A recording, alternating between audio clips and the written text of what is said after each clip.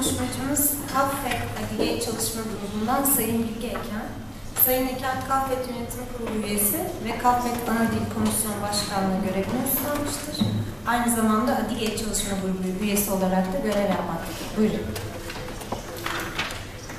Kafkas Dernekleri Federasyonu adına saygıyla selamlıyorum.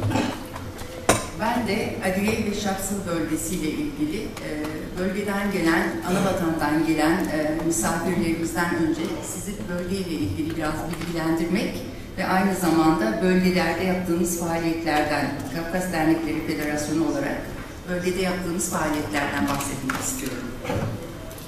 Batı Kafkasya, ulusların dilleri ve kültürleri tüm insanlığın ortak zenginliğidir. İnsanlık bu dil ve kültürlerle dostça yaklaştığında uygarlığımız gelişmiştir. Farklı dile ve kültüre sahip milletlere tehdit gözüyle bakıldığında ise savaşlar ve gerilimler ortaya çıkmış, insanlık kaynaklarını silaha ve güvenliğe harcayarak medeniyet yerine barbarlığa dünyamıza hakim kılmıştır. Adige Cumhuriyeti ve Kıyıboyu Şapsıl, bulunduğu bölge Batı lehçelerinin ana vatanıdır. Bunların en kalabalık olanları Abze, Jedu, Hatkoy, Natkoy ve Cemgüylerdir. Krasnodar kray içinde yer alırlar.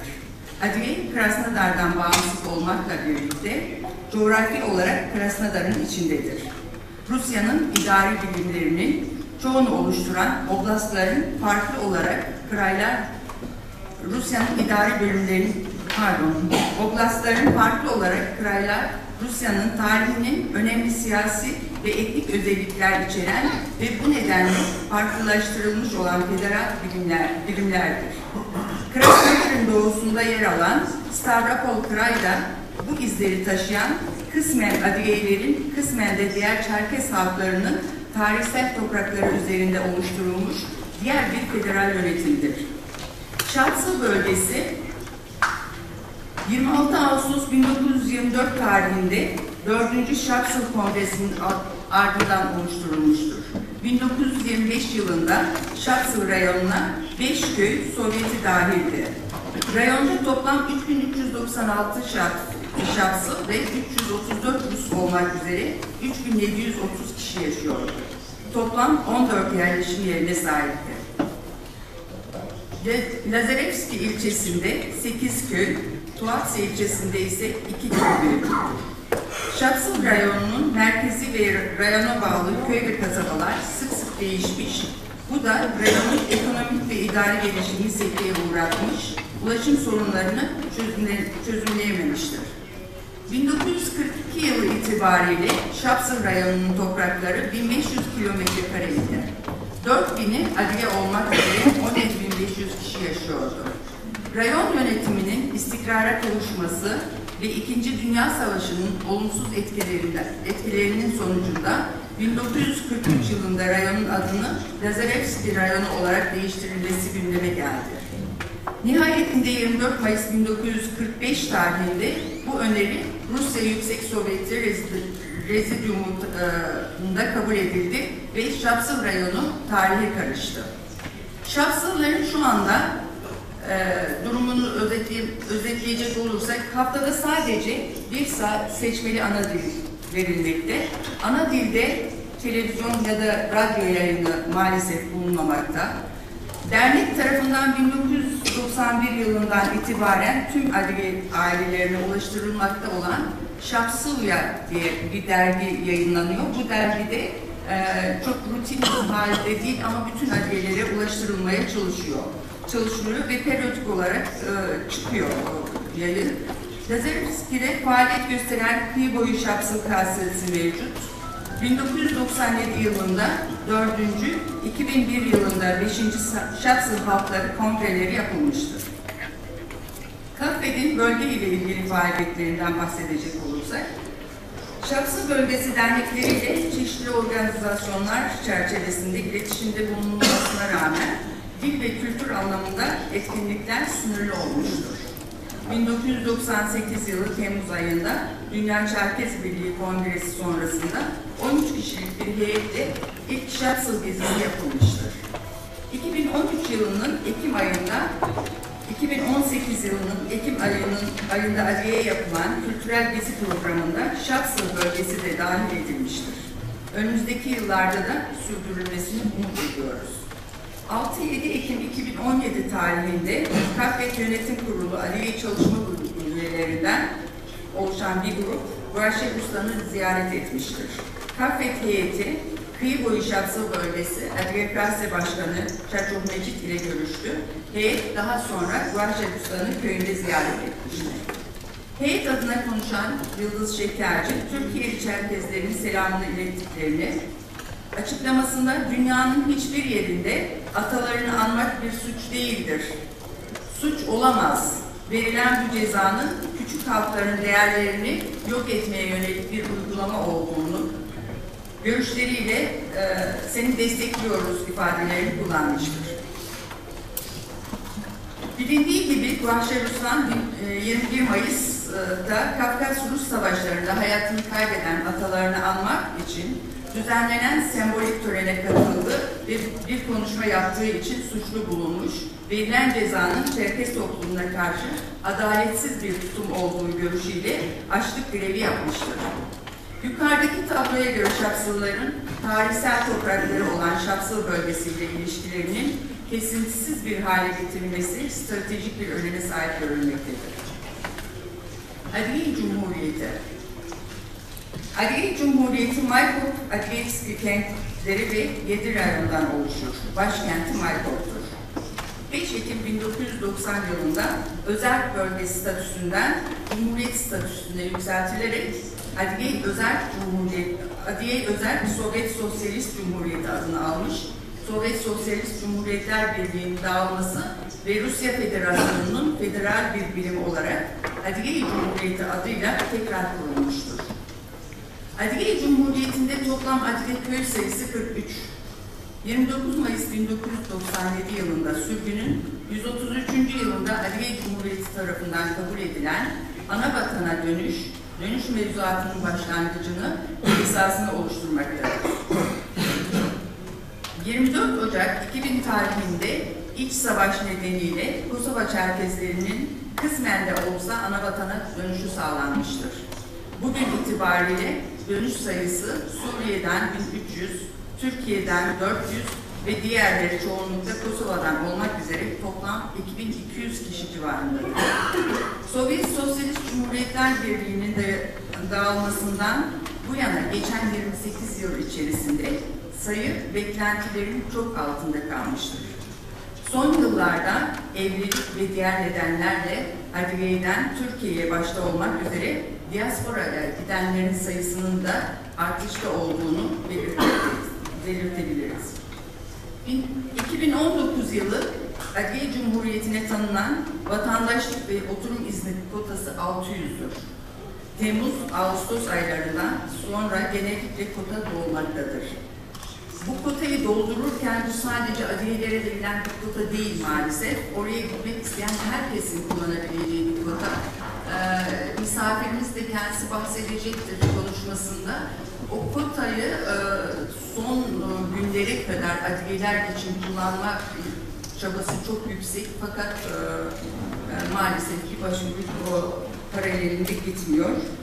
Ciddi boyutta çabaları var ama sonuç alamıyoruz. Kota sadece evet Çerkezlere ait olmadığını belirttim.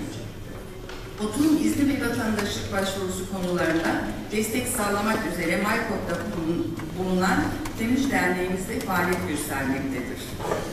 Ayrıca Tış İlkel Dönüş Yolu Misafirhanesi'ne Anavatana ölmeyi düşünenlere gerekli desteği vermek üzere adiyeleri beklemektedir. Kafvet'in Adiye Cumhuriyeti ile ilgili faaliyetleri 20-30 Aralık 2005 tarihinde Kafvet Dönüş Komitesi'nden bir heyet Adiye Cumhuriyeti'ne giderek ziyaret, ticari geziler ve dönüş konularında prosedürleri öğrenmek ve öneriler hazırlamak amacıyla geldi ve raporunu komiteye iletti. 2006 yılında ilk defa Adiye Cumhuriyeti Devlet Üniversitesi'ne burslu öğrenci gönderildi. 8 Temmuz 6 Ağustos 2006'da 29 çocuğumuz ilk defa Adiye Cumhuriyeti'nde yaz kampına katıldılar. 4-5 Ekim 2006'da Adliye Cumhuriyeti'nin kuruluşunun 15. yılı etkinliklerine katıldı.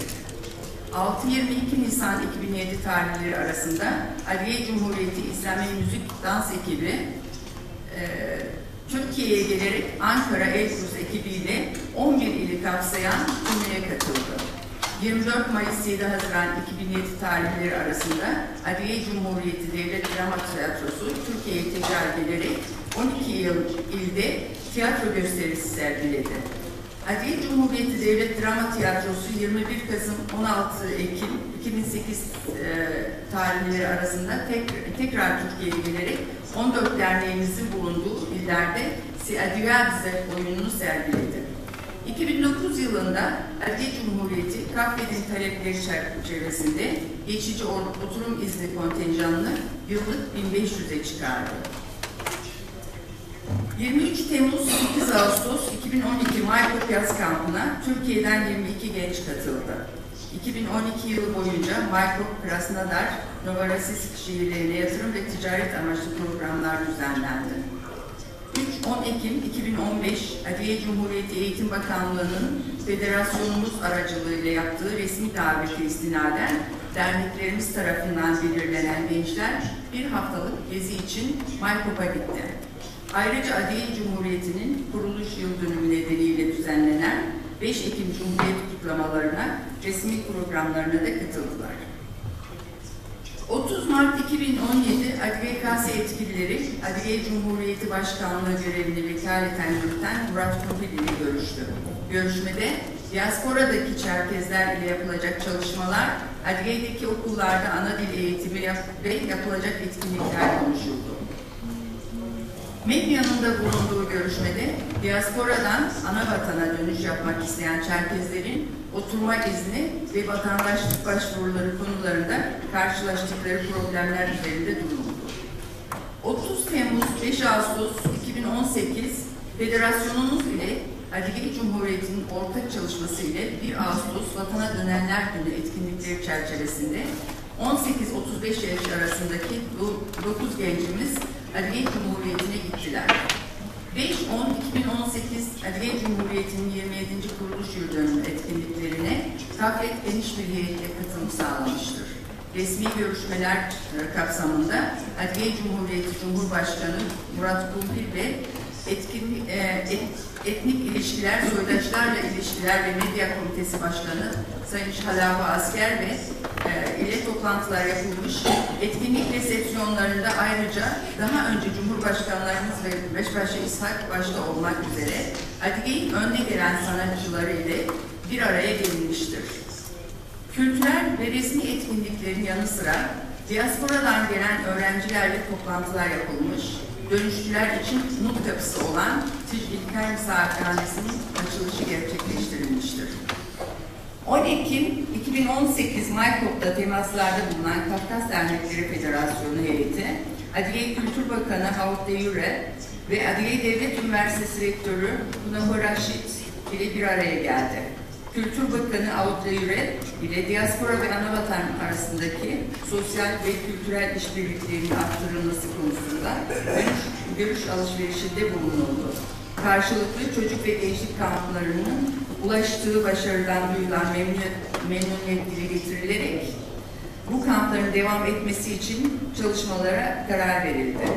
Kültür Bakanı Yüre, Türkiye'deki Adliye kökenli sanatçılarla temas kurulması için çaba sarf edilmesini istedi. Görüşmeye Kültür Bakanı Yardımcısı Şivakçı Abinat da katıldı. Kafvet heyeti ve ana dil destekleyen kültürel ve sanatsal projeler geliştirilmesini talep etti. Maykop'ta temasların son günlerinde Adliye Devlet Üniversitesi Rektörü Kunahor Raşit ile de bir araya gelen Kafvet heyeti, üniversitede okuyan öğrencilerin sorunlarını aktararak çözüm önerileri sundu. 19 Şubat 2019 Adliye Cumhuriyeti Başkanı Murat Kumpilo, Maykop'a temaslarda bulunan Kafkas Dernekleri Federasyonu ve Kafkas İş Adamları Derneği Kafyat heyetiyle bir araya geldi. Murat Kumpilo görüşmede diaspora ile ilişkileri, ilişkileri büyük önem verdiklerini ifade ederek Çerkezleri birleştiren Türkiye'nin en büyük sivil toplum kuruluşu olan Kafkas Dernekleri Federasyonu ve Çerkez Yatırımcıları bünyesinde toplayan Kafkas İş Adamları Derneği ile kültür, dil, ekonomi ve yatırım alanlarında işbirliği için büyük planları olduğunu ifade etti. Gerçekten de verilen sözler yerine getirildi ve kısa bir süre sonra geniş ve belirlenen amaçlar odaklanmış bir heyetle beklenen Türkiye ziyareti gerçekleştirildi. 23-26 Nisan 2019 tarihleri arasında Adliye Cumhuriyeti Devlet Başkanı Sayın Kumpil Murat resmi bir heyet ile Türkiye'yi ziyaret etmiştir. 23-24 Nisan günlerinde Ankara'da başlayan program 25 Nisan Perşembe Düzce ve Maksudiye Köyü ziyareti ile devam etmiş, 26 Nisan Cuma İstanbul programı ile tamamlanmıştır. KAFED'in bu organizasyona KAFİAD ve diğer derneklerimizde destek olmuşlardır. Çankaya Çağdaş Sanatlar Merkezi'nde verilen resepsiyon ile başlayan program boyunca Ankara, Düzce ve İstanbul'un yerel yönetimleri ve mülki idareleriyle Türkiye Büyük Millet Meclisi Başkanı ve milletvekilleriyle, üniversitelerle, tarım, orman, turizm ve milli eğitim bakanlarıyla, sanayi ve ticaret bölge örgütleriyle görüşülmüş, resmi çalışmalarda bulunulmuştur. Çeşitli ekonomik ve kültürel anlaşmalar yapılmıştır. DEİK, Türkiye Adliye Komitesi de bu süreçte etkin rol oynamıştır. Bu yoğun program çerçevesinde sivil toplum kuruluşlarımızla ziyaret edilmiş, görüş alışverişinde bulunulmuş, nihayetinde Beylikdüzü Belediyesi'nin Çerkez Kültür Evi derneğimiz için tahsis ettiği dernek binası açılışı sonrası Nermes ve İslam'ın sahne aldığı büyük halk buluşması ile program tamamlanarak heyet uğurlanmıştır. Kafkasya'daki cumhuriyetlerimizin diaspora ile bu kapsamda ilişkilerinin çoğalması dönüş sürecine olumlu katkı sağlayacaktır. Dönüş ve anavatan ile ilişkileri geliştirmek konusunda daha kalıcı politikalar ile yol alınması gerektiğine aciliyet kesinlikle açıktır. Dönüşün ve dönüş koşullarının mevcut duruma göre yeniden tanımlanması gerekmektedir. Bu konferansın hedefleri ve bazı önerileri, bunları yarın çalışmayla devam edeceğiz. Belli başlıklar altında birkaç madde sıralamak istiyorum.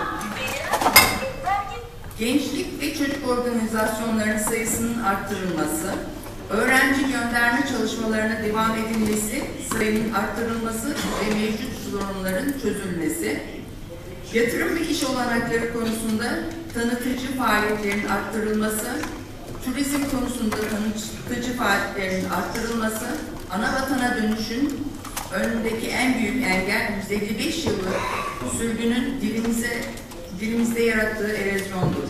KAFED'in dilimizi canlandırmak için yaptığı çalışmalar büyük önem taşımaktadır. Dilimizin canlanması için gerekirse köy köy yapılacak çalışmalar dönüş için bir motivasyon yaratacaktır. Oturum başvurusu süreçlerinin daha kolay hale getirilmesi için çalışma yürütülmesi, çifte vatandaşlık için Rusya Federasyonu nezdinde ve parlamento çalışması yürütülmesi, 2020 yılında Rusya'da yapılacak nüfus sayımının halkımızın başkalarının bize verdiği isimleri ya da alt kimlikleri değil, ulusal adımız olan Adliye adını kullanması özel bir öneme sahiptir. Bu sayede Şapsıl bölgesinin Adliye ile birleşmesinin giderek tüm Adliye halklarının tek bir idari birim altında bir araya gelmesinin önü açılmış olacaktır. Son 3 madde için Anavatan Cumhuriyeti'nde yönetici ve siyasetçilerin de sorumluluk almaları önemlidir. Bu konferansın uzun vadeli, kalıcı bir dönüş ve anavatan programı oluşturacağına duyduğum inançla saygılarımı sunuyorum. Teşekkürler.